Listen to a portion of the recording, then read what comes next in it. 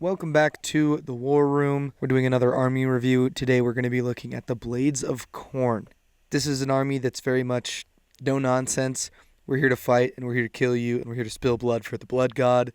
No magic, but there are manifestations and prayers and things that we're going to hop into.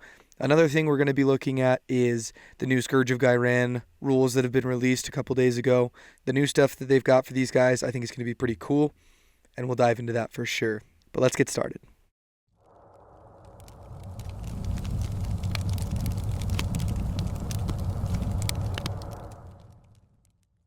Okay, we're going to start out here with the battle traits. The first one is the Blood Tithe. You start the battle with 0 Blood Tithe points, earn 1 Blood Tithe point each time a unit, friendly or enemy, is destroyed. This is the whole basis of this army. This is a very important mechanic. The more Blood Tithe points you have, it allows you to bring units back. It allows you to murder lust. We'll get into this here in a second.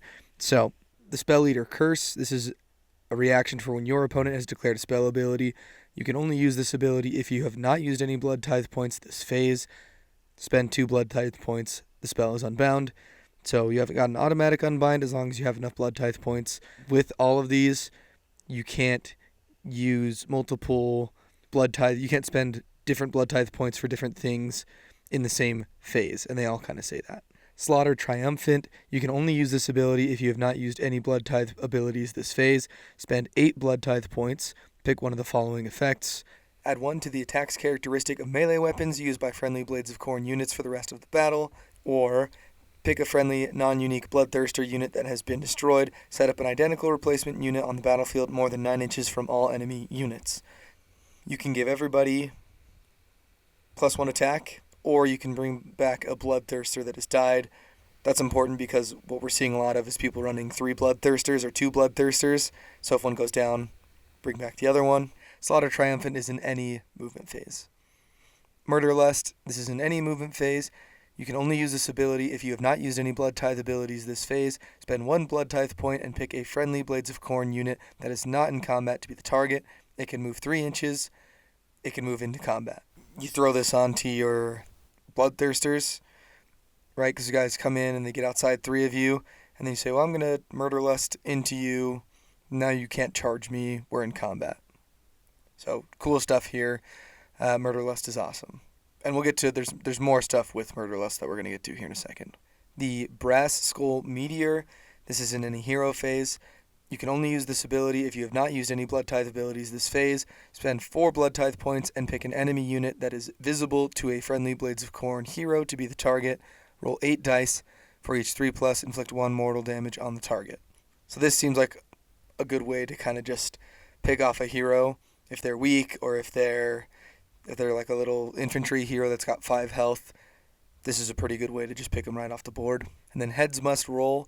This is in any combat phase. You can only use this ability if you have not used any Blood Tithe abilities this phase. Spend 6 Blood Tithe points for the rest of the turn. Add 1 to the Ren characteristic of melee weapons used by friendly Blades of Khorne units. +1 to Rend for everybody is awesome. It's so good. Your Blood Tithe points are super important. It's tough because you gotta kill units or die to get them, but also your faction terrain is gonna help you get them. There's different abilities to help you get more Blood Tithe points, and we'll get to all that stuff here in a second. Moving on to the battle formations, you pick one of these for your whole army. The Khornate Legion. This is once per turn per army as a reaction when you declare a fight ability for a friendly Blades of Khorne demon unit. It's Butchers of Nations. This is used by the unit that used a fight ability. And then the effect is pick a friendly Bloodbound unit that has not used a fight ability this turn and is within 12 inches of the unit using this ability to be the target. The target can be used to pick a fight ability immediately after the fight ability used by this unit has been resolved. The Bloodbound units, for the most part, are like your humans. So any of your human units can fight after one of your demon units fights, is essentially what that is. But it's once per turn, so you can do this, like once per combat, which is really cool. The Brass Stampede, it's the obliterating charge ability. If the unmodified charge roll for a friendly Blades of Khorne cavalry unit is 8+, it has strike first for the rest of the turn. Roll an 8+ with your Skull Crushers, and they get strike first. Is awesome. Murder Host, this is strength through slaughter. If a friendly non-monster Blades of Khorne demon uses a fight ability, it has a ward of 5+ for the rest of the turn. As long as it's not a monster, you're getting a 5+ ward instead of a 6+ ward. So if you're running a ton of Bloodletters, this is a way to do it. And then Bloodbound Warhorde, the Tireless Conquerors, add 1 to hit rolls for combat attacks made by friendly Bloodbound units that target an enemy unit that is contesting an objective you do not control. So this is a very aggressive army. You want to be in combat, so that one as well, getting +1 to hit if you're trying to take objectives from people is very useful.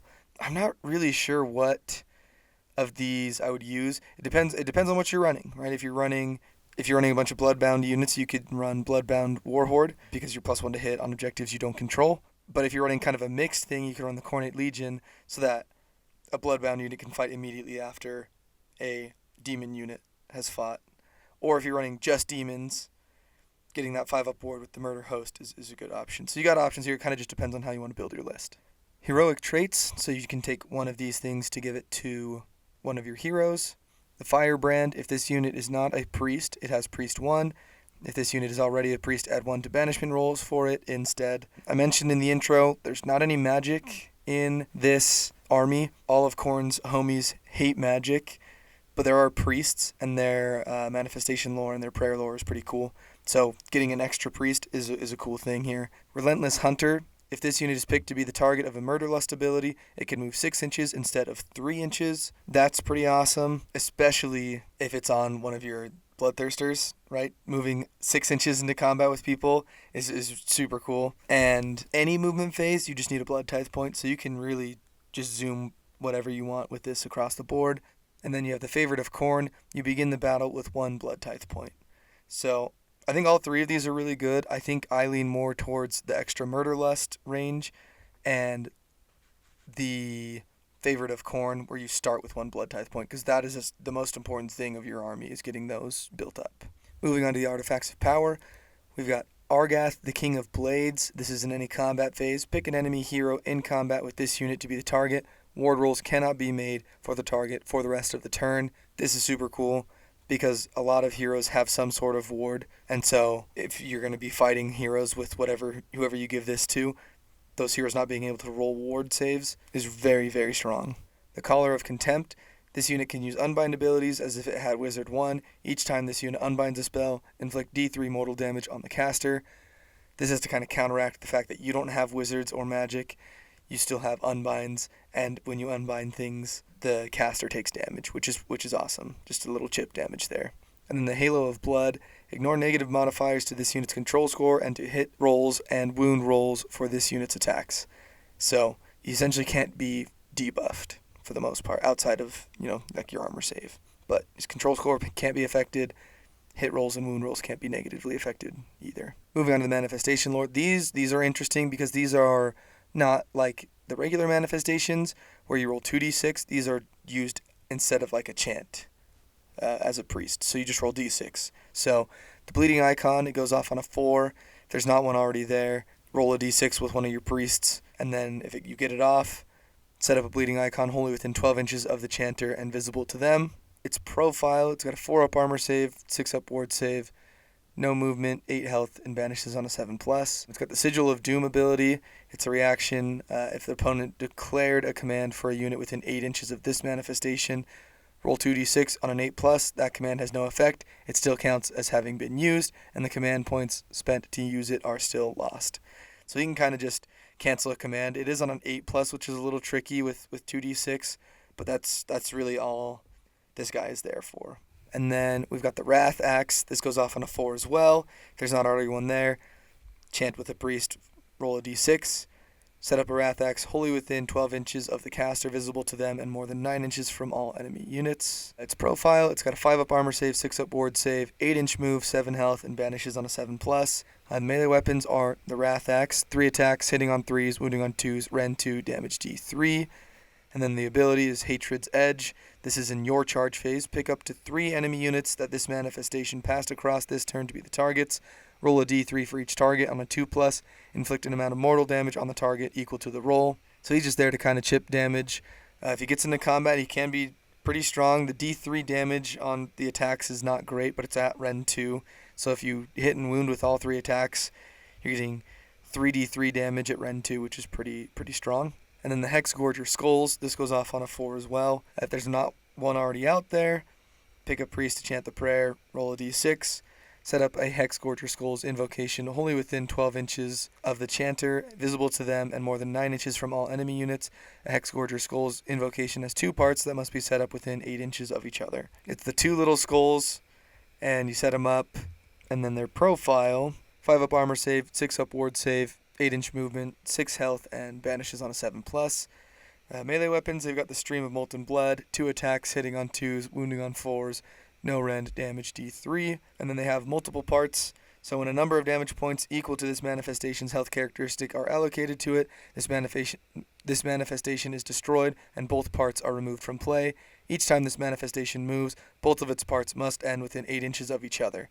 Each part of this manifestation is armed with a Stream of Molten Blood.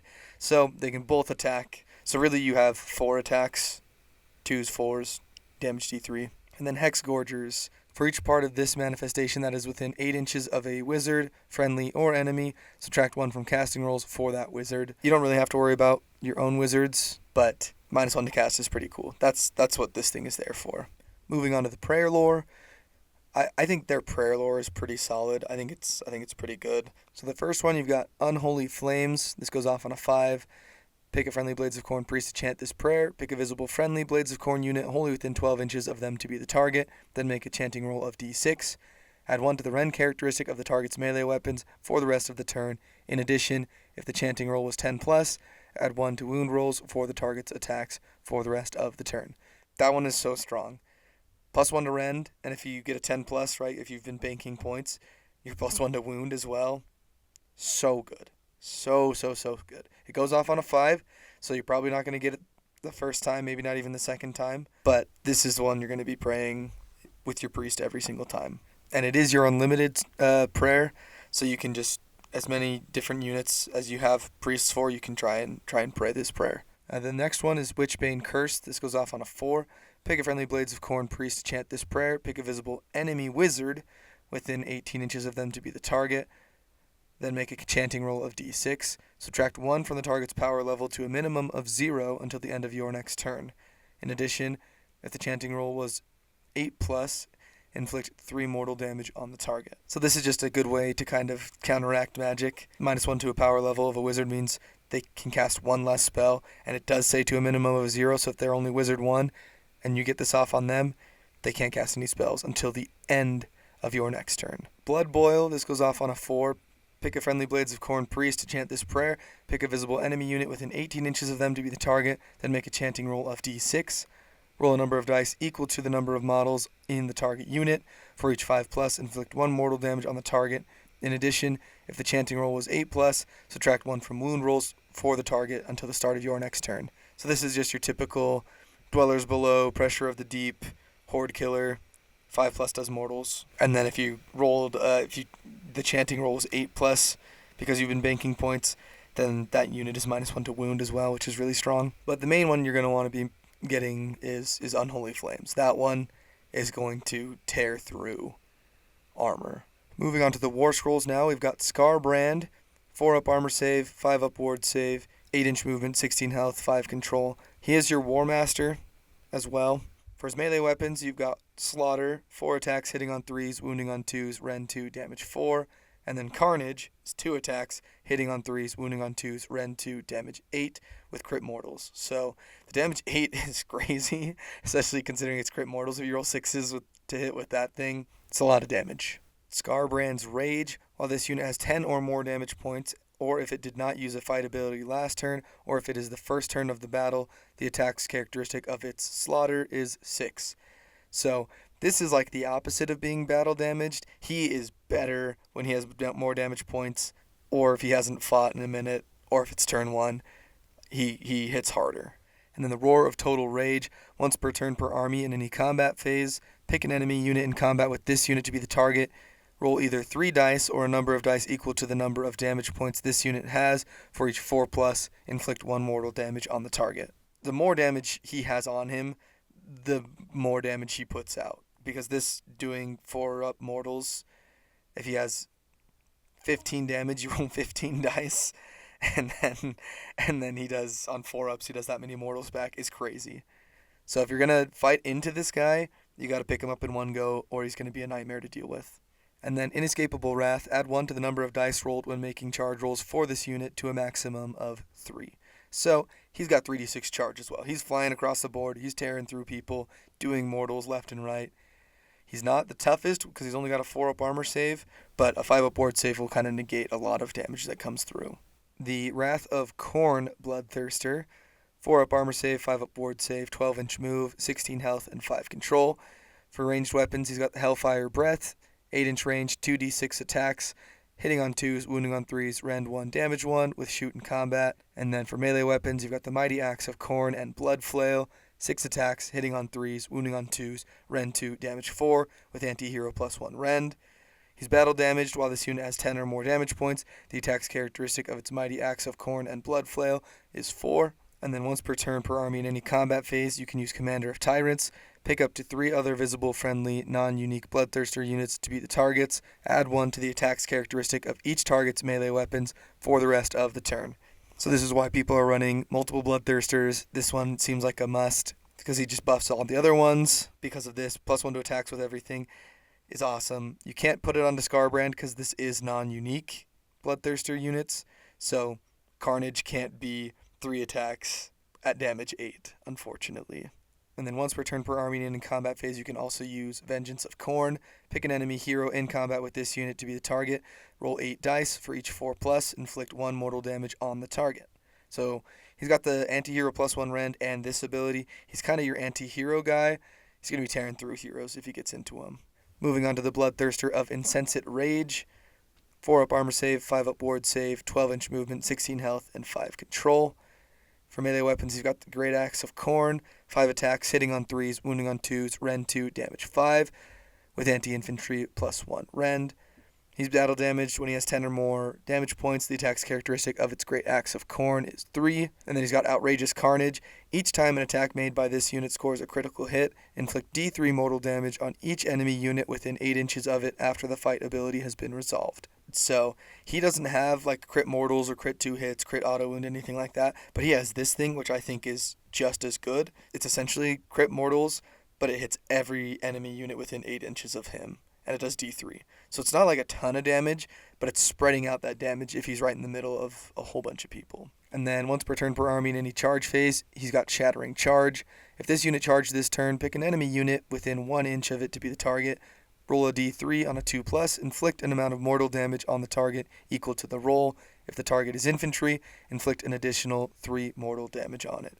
So he's your anti-infantry Bloodthirster. He's got those impact hits, and if it's infantry, it's D3 +3.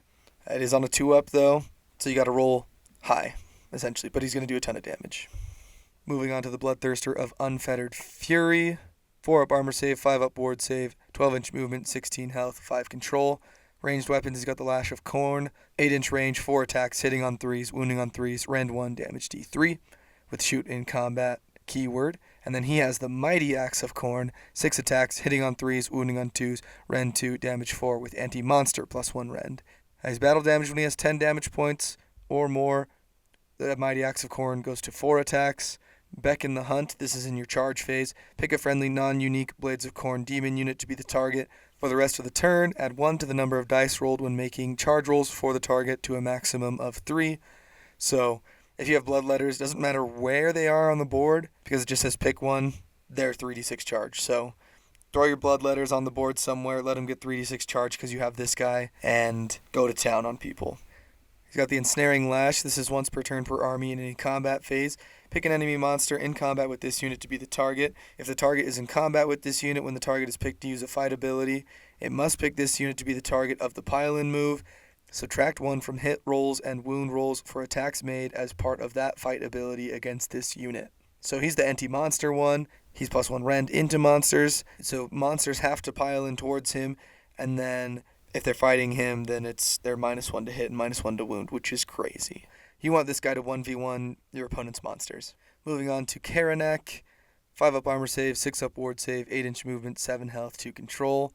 For melee weapons, he's got the Savage Maws and Gore Slick Claws. 6 attacks, hitting on 4s, wounding on 3s, rend 1, damage 2, with anti-hero +1 rend. They've got Prey of the Blood God. This is in the deployment phase.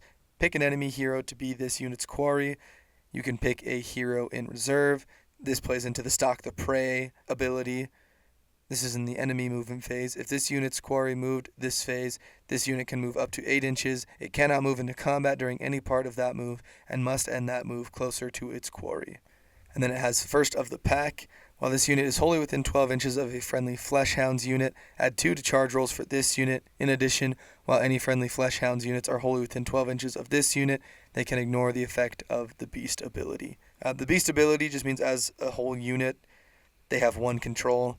So, ignoring that, each model would have 1 control, as I understand it. So, if you're bringing a lot of Fleshhounds, I guess bring this guy, but we don't see him on the board too much. But he's got some cool stuff, and like he's the hero eater. Moving on to the Fleshhounds.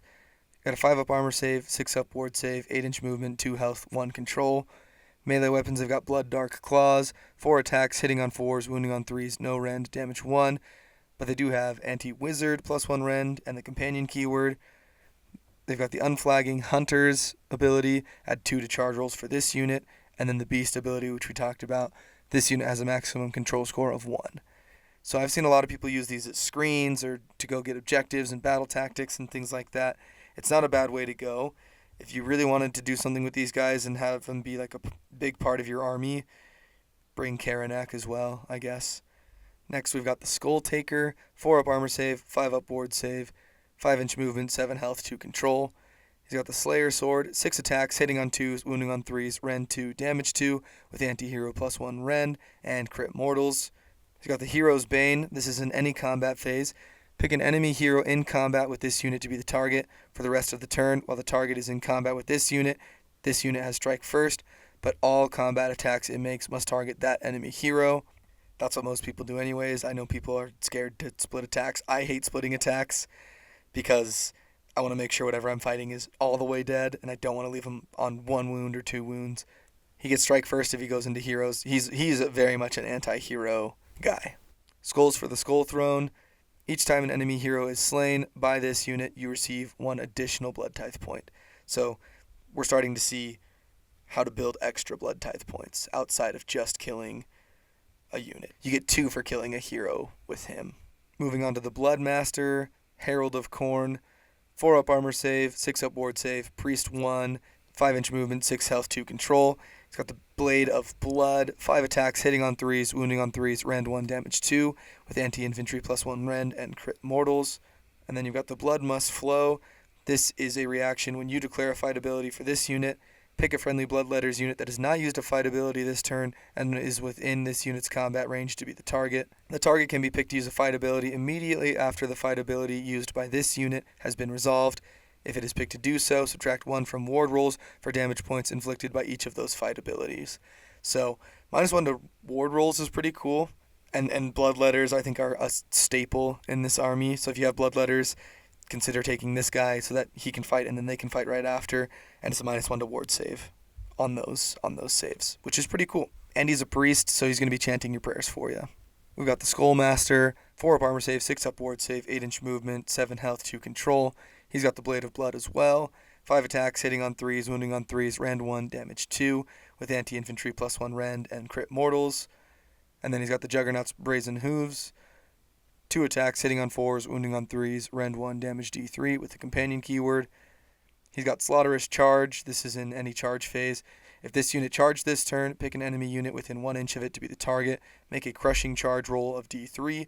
On a 2+, inflict an amount of mortal damage on the target equal to the roll. Simple impact hits D3 2+. And then once per battle per army in any charge phase, you can use Herald of Trampling Death. Pick a friendly Blood Crushers unit within this unit's combat range to be the target. For the rest of the turn, weapons used by this unit and the target have charge +1 damage. If you're taking Blood Crushers, consider taking this guy because he helps them, gives them +1 damage on the charge, and himself +1 damage on the charge, as long as they're within each other's combat range. Next up, we've got the Bloodletters, 5-up armor save, 6-up ward save, 5-inch movement, 2 health, 1 control. They have the Hellblades, 2 attacks, hitting on 3s, wounding on 3s, rend 1, damage 1, with crit mortals. And then they have the Thinning Veil, so at the end of any turn, if this unit is in combat, you can return D3 slain models to this unit. So these guys are super hard to take down, especially if you're running a big reinforced unit. You've got 20 of these guys, and they have 2 health each. You've got 40 health you got to get through, and then if they're still in combat, they're just bringing back D3 guys at the end of any turn, which is the end of every turn. You could be getting 6 health back every single turn, which is three guys, right? Just keep bringing them back. They're just going to be a tar pit. They're going to be impossible to remove. They don't have a great save, but when you have that many wounds, it doesn't really matter. The Blood Crushers, 4 up armor save, 6 up ward save, 8-inch movement, 5 health, 2 control. They have the Blood Crusher Hellblade, 2 attacks, hitting on 3s, wounding on 3s, rend 1, damage 1, with anti-infantry +1 rend and crit mortals. And then the Juggernaut's Brazen Hooves, 2 attacks, hitting on 4s, wounding on 3s, rend 1, damage D3, with a companion keyword. And then they have the Slaughterous Charge. This is just your D3, 2+, that many mortals, just within 1 inch, as long as you charged. The Skull Cannon, 4 up armor save, 6 up ward save, 8-inch movement, 8 health, 2 control. The ranged weapon is the Burning Skulls, 15-inch range, 4 attacks, hitting on 4s, wounding on 3s, rend 1, damage D3, with the shoot and combat keyword. And then for melee weapons, they've got the Hellblades, 4 attacks, hitting on 3s, wounding on 3s, rend 1, damage 1, with crit mortals. And then the Gnashing Maw, 1 attack, hitting on 4s, wounding on 3s, rend 1, damage D3, with the companion keyword. And then they've got the Grind Their Bones, Seize Their Skulls ability.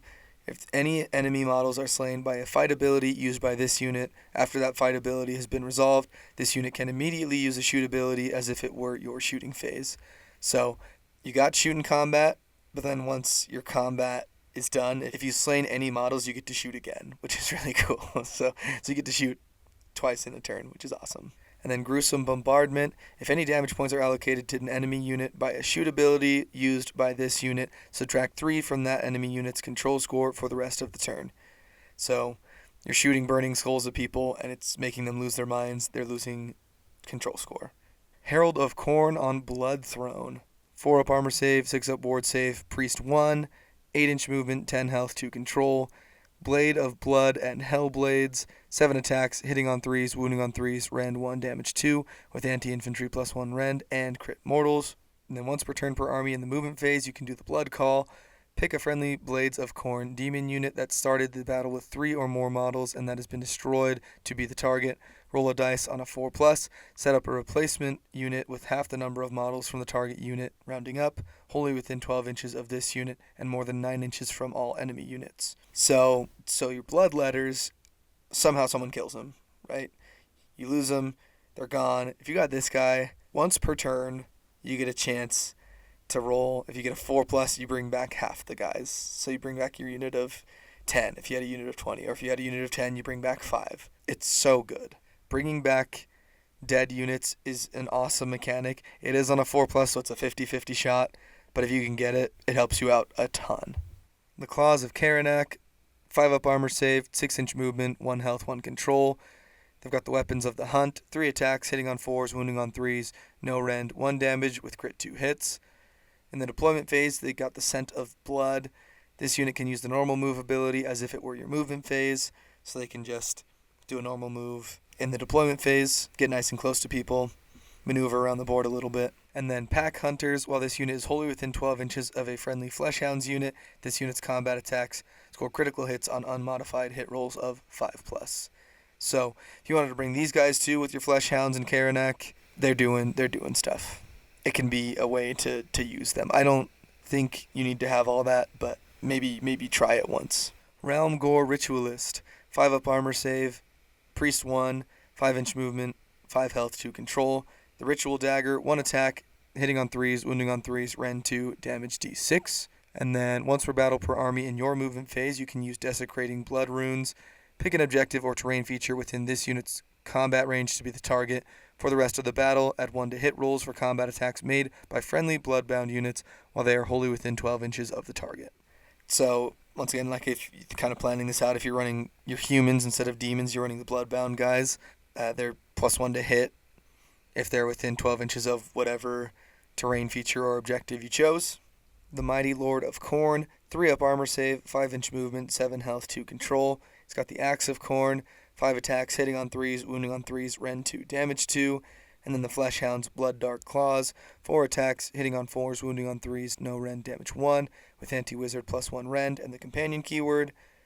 He's got Lord of the Bloodbound, add 1 to charge rolls for friendly Bloodbound infantry units while they are wholly within 12 inches of this unit. +1 to charge is awesome, it's really cool. And then once per turn per army in your combat phase, bring me their skull. Pick a friendly Gore-chosen unit wholly within 12 inches of this unit to be the target.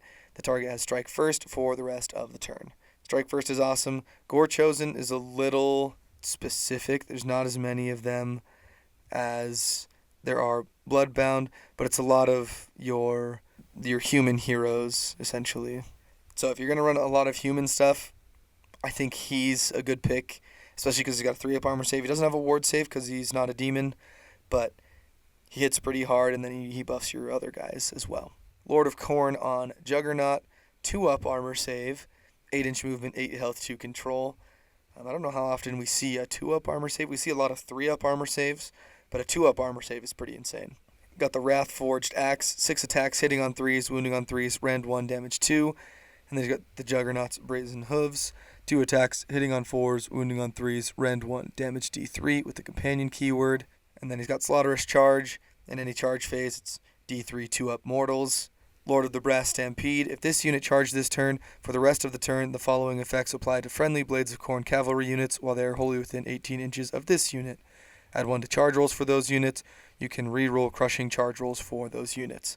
So if you're running him and you're running the Herald one that's on the Juggernaut as well, you got both of them. They both buff other cavalry units, other Blood Crushers units. So you take those guys, you get +1 to charge, and you can re-roll the damage that you do, which is pretty awesome. So if you wanted to run heavy into the cavalry side, run this guy, run the Herald, run Blood Crushers. The Blood Secrator, 3-up armor save, 5-inch movement, 6 health, 5 control. It's a really interesting profile for a little infantry hero, having 5 control and a 3-up armor save, considering one of his arms is like fully exposed. That's just me, I guess. He's got the Ensorcelled Axe, 4 attacks, hitting on 3s, wounding on 3s, rend 1, damage 2.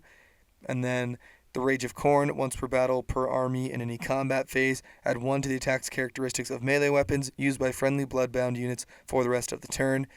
This is nice because it's not a range, this is just board wide.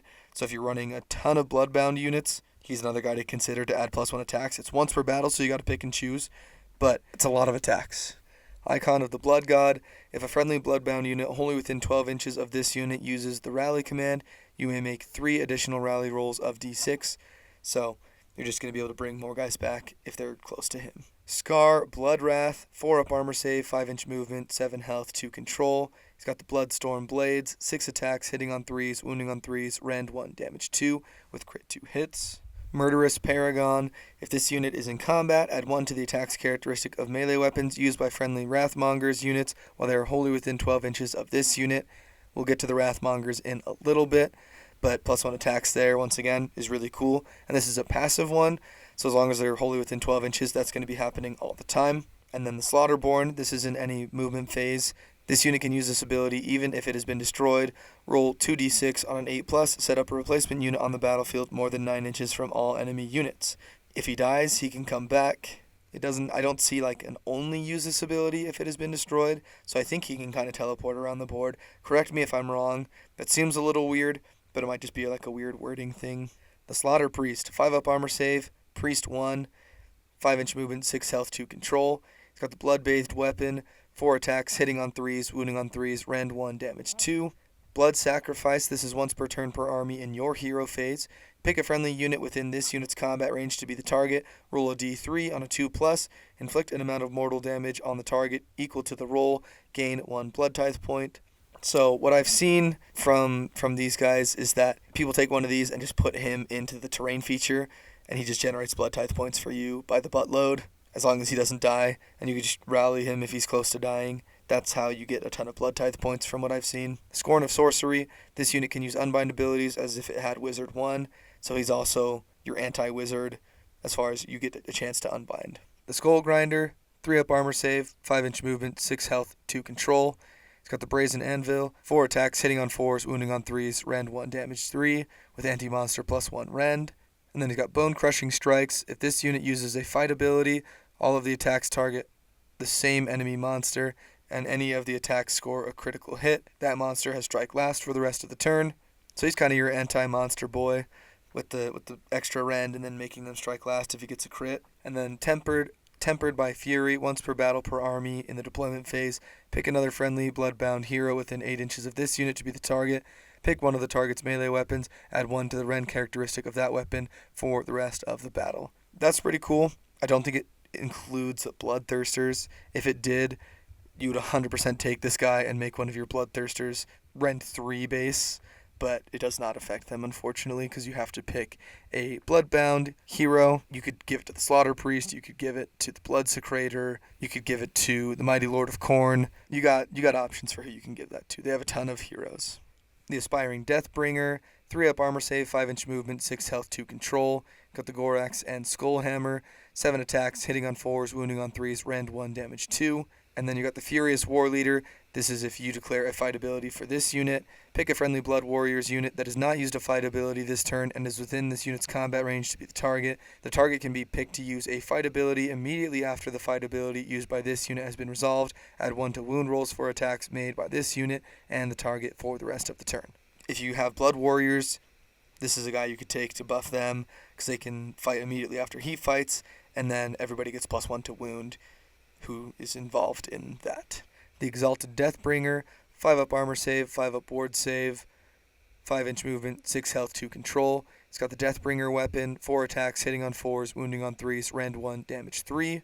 And then he's got the first of the Gore chosen at the end of any turn. If any damage points were allocated to an enemy unit by this unit's combat attacks this turn, and that enemy unit has been destroyed, heal this unit 5 and give this unit a Glorious Ascent token.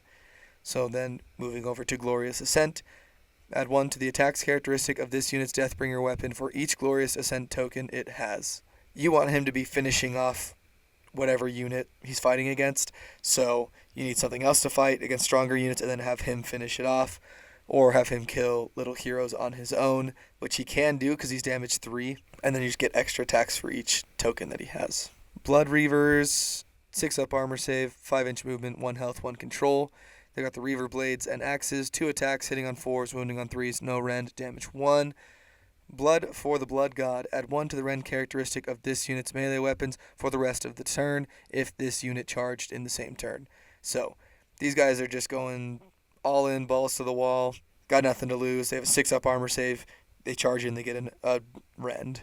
Seems like a screen, little objective monkey kind of thing. Not super useful in combat. Mighty Skull Crushers, 2-up armor save, 8-inch movement, 5 health, 2 control. The Gore-Bathed Glaive or Axe, 3 attacks, hitting on 3s, wounding on 3s, rend 1, damage 1, with charge +1 damage. And then the Slaughterous Charge. This is your D3 2-up mortals. This is another cavalry unit you can use if you're using the Juggernaut hero to buff these guys. This is another one you could pick. I remember in like Warhammer Fantasy Battles, the Skull Crushers were like the nastiest unit you could possibly see because the mounts had a ton of attacks and the guys on top had a ton of attacks and they were worth a ton of points. I remember that, but it was so scary seeing like a unit of 6 of these guys pull up to the club. Terrifying. Skull Reapers, 4-up armor save, 5-inch movement, 3 health, 1 control. They have the Demon Forged weapons, 4 attacks, hitting on 4s, wounding on 3s, rend 1, damage 2 with crit mortals. And then they have the Trial of Skulls. If this unit destroyed an enemy unit this turn, add 8 to this unit's control score.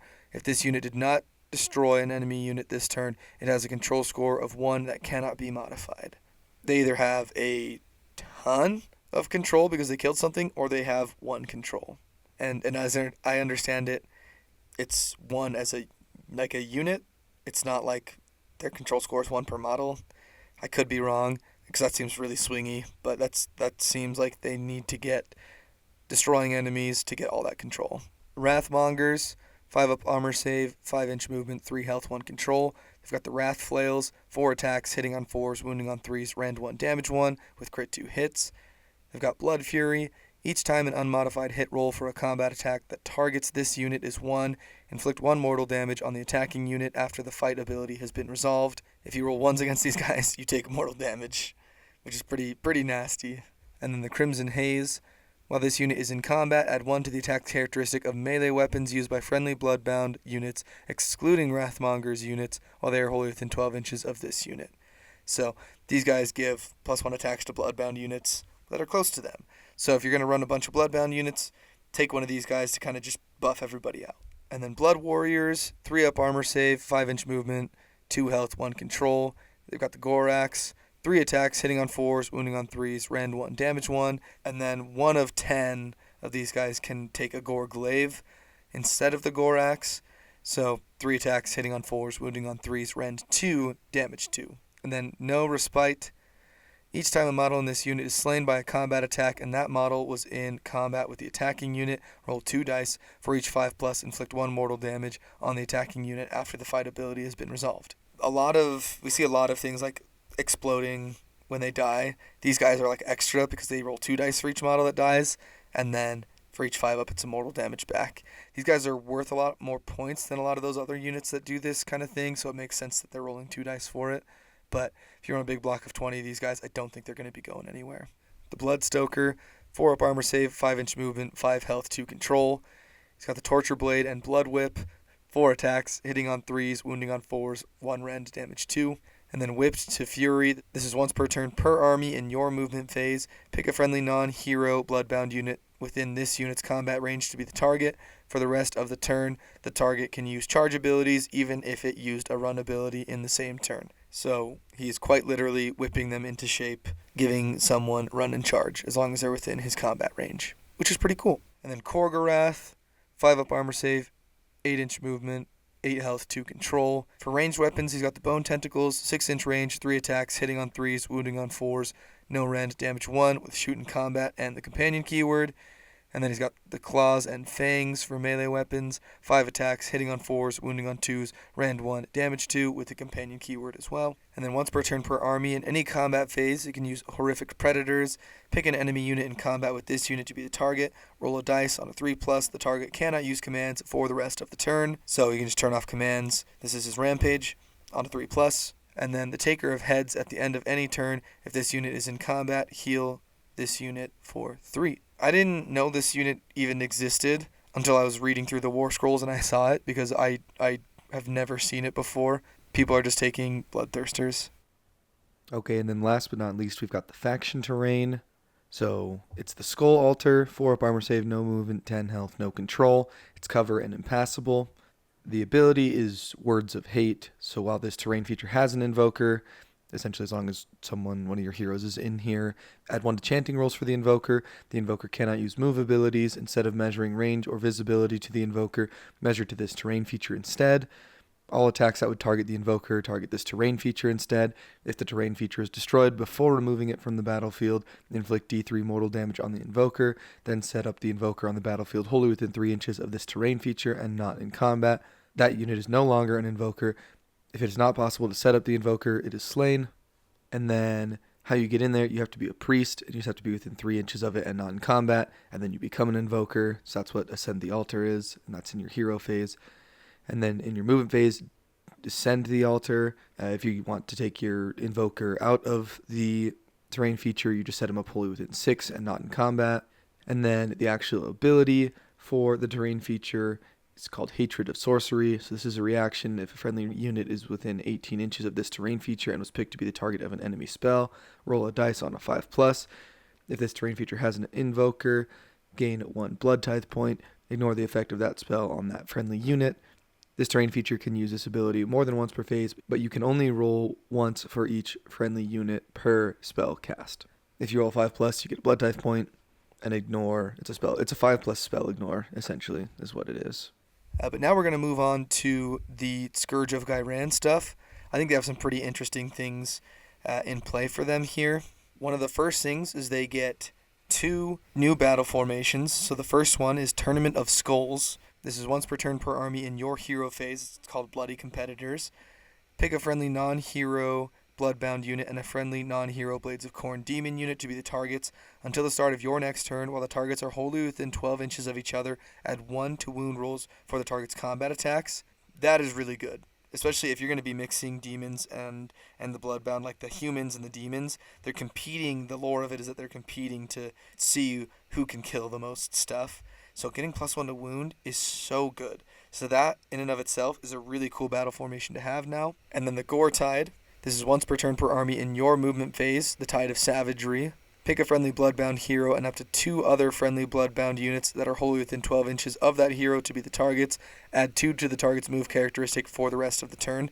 So if you're going to be just running a whole bunch of bloodbound stuff, this is a good one to take, giving units within 12 of a certain hero +2 to their move characteristic, right? Because you want to be fighting. That's the whole thing with this army. You want to be in combat. You're so much better in combat than like getting shot off the board, or if your opponent is fighting you on their terms. That's what they want. You want to be fighting these guys and getting everybody into combat. So if you're running a bunch of Bloodborne, that's a good way to go. They get a new prayer lore. You've got Gore Flesh. This goes off on a 3. Pick a friendly Blades of Khorne priest to chant this prayer. Pick a visible friendly Blades of Khorne unit wholly within 12 inches of them to be the target, then make a chanting roll of d6. Until the start of your next turn, ignore the first damage point allocated to the target in each phase. If the chanting roll was 8+, you can pick another eligible target to be the second unit. So this is very similar. We've talked about this before. With the Ogre Ma tribes, they have the stone skeleton with the stone horns, and they ignore that first point of damage in each phase.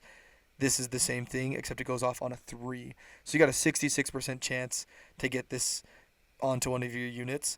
So throw this onto your Bloodthirster, throw this onto Scarbrand, and he just ignores the first point of shooting damage, the first point of magic damage, first point of charge damage if there's impact hits, right? Or the first point in the combat phase.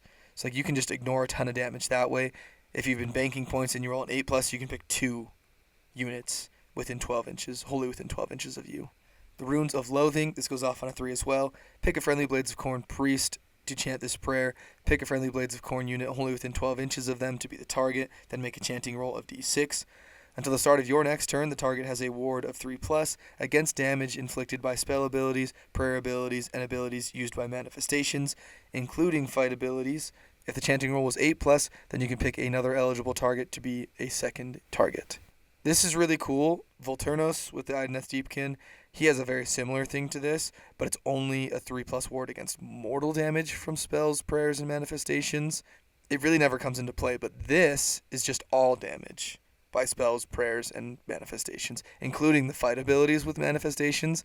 So if like the Kronspine comes into you, and you've got this on one of your guys, you got a 3-up ward against the Kronspine. It's crazy. It's insane. The Gift of Apoplexy, this goes off on a 3 as well. Pick a friendly Blades of Khorne priest to chant this prayer. Pick a visible enemy unit within 18 inches of them to be the target, then make a chanting roll of d6. Until the start of your next turn, each time the target uses an ability that is not a move, charge, or fight ability, after that ability is resolved, inflict d3 mortal damage on the target. If the chanting roll was 8+, inflict 3 mortal damage instead of d3.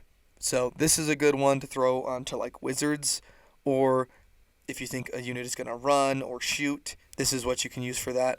I think you're going to be praying Gore Flesh and Runes of Loathing whenever you're using it, but I think Gore Flesh is going to be your priority, to just chant that prayer over and over and over and over so that you're ignoring damage and staying alive. Okay, moving on to the War Scrolls now. They've got 2 of them. So we've got the Mighty Lord of Khorne, 3-up armor save, 5-inch movement, 7 health, 2 control. He's got the Axe of Khorne, 4 attacks, hitting on 3s, wounding on 3s, rend 2, damage 3.